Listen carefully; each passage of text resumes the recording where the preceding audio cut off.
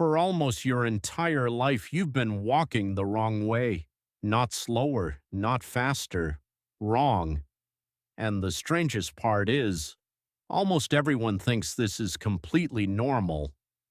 But if someone from 10,000 years ago saw you walking today, they'd probably assume you were injured. Because for hundreds of thousands of years, the human body learned one way to move. And then, surprisingly recently, we quietly replaced it with something completely different. This story isn't really about shoes. It's about the oldest machine you'll ever own. Your foot contains 26 bones, 33 joints, more than 100 muscles, tendons, and ligaments working together.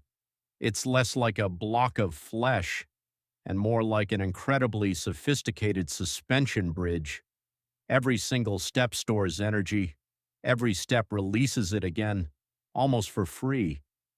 Evolution spent millions of years perfecting this design, not inside a city, on dirt, on rocks, on grass, across rivers, thousands and thousands of miles. Anthropologists estimate hunter-gatherers often walked between 10 and 20 kilometers every day. Children grew up barefoot. Adults hunted barefoot. Entire civilizations lived this way. And then something changed. Not because our bodies evolved, because our environment did. The ground became flatter, our shoes became thicker, and without noticing, we slowly stopped using the very mechanism evolution built for us. At first, shoes were simply protection, a thin layer between your skin and the ground, but over time they became something else: status, fashion, eventually, technology. By the 1970s, something remarkable happened. Running became a global obsession. Millions of people suddenly needed running shoes, and an enormous industry was born. Companies competed to build softer shoes, higher heels, more cushioning, more support. The message sounded perfectly reasonable. If your foot is fragile, then surely protecting it must be better. Almost nobody questioned that assumption, until researchers started asking an uncomfortable question. What if the protection itself was changing the way people moved? One of the most influential researchers was Harvard biologist Daniel Lieberman.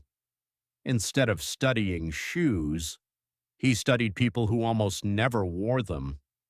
The results surprised almost everyone.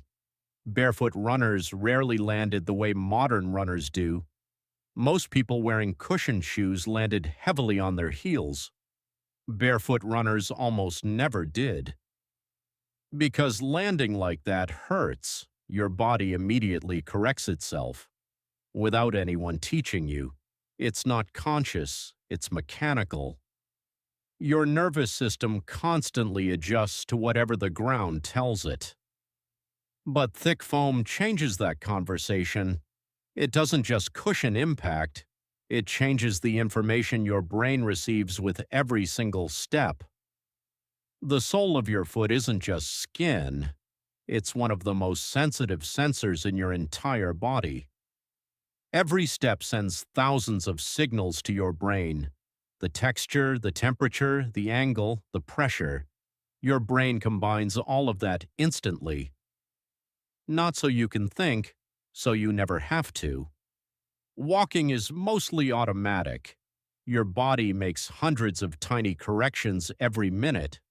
That's how balance is maintained. That's how joints stay aligned. That's how muscles learn. But every learning system needs feedback. Remove enough feedback, and the system begins to adapt. That doesn't mean modern shoes are bad. They protect us from glass, from freezing pavement, and from environments our ancestors never faced. The problem isn't wearing shoes. The problem is forgetting what your feet can actually do. Many physical therapists now encourage exercises that restore foot strength and mobility. Some people spend time barefoot on safe natural surfaces.